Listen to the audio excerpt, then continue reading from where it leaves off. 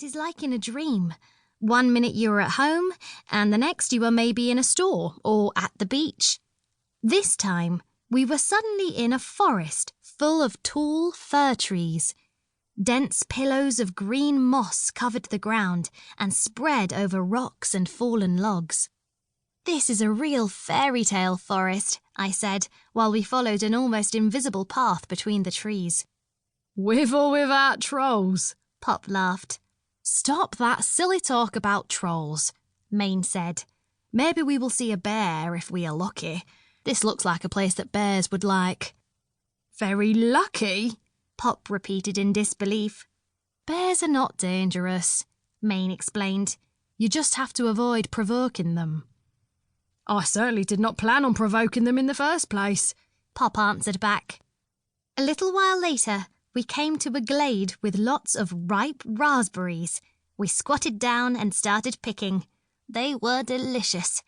The sun warmed us, and a couple of flies were buzzing around. Otherwise, everything was quiet. Suddenly, a loud roar broke the silence. It came from the other end of the glade. "A bear!" Pop gasped. In the shadow of the trees, I saw a glimpse of a large head with horns. A troll?"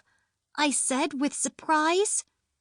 "Try a cow," Maine said and pointed. She was right.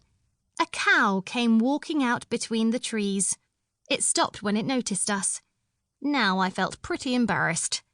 "I knew that," I mumbled, "that it was not a troll."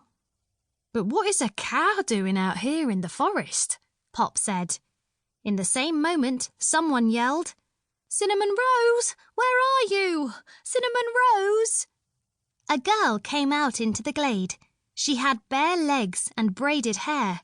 She was wearing a long skirt and a blouse that was tied in front. "Oh, you have found Cinnamon Rose," she said. "How lovely." "I think Cinnamon Rose found us," Pop said. "I guess you were picking berries," the girl continued. "Can you do me a favour and drive Cinnamon Rose out to the others on the meadow?" She pointed backwards with a long stick. "Then I will try to find Wintergreen and Viola. They have run off too. The cows are crazy today."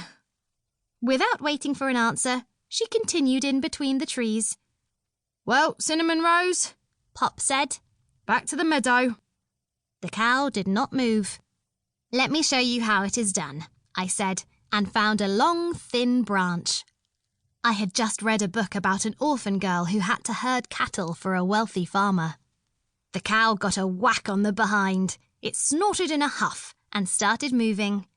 With little flicks of the branch, I drove the cow back the right way. "You were beating the poor animal," Maine said.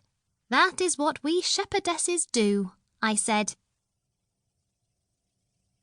3. In the meadow, around 10 or 12 cows were grazing. Some goats were eating the leaves off a birch tree.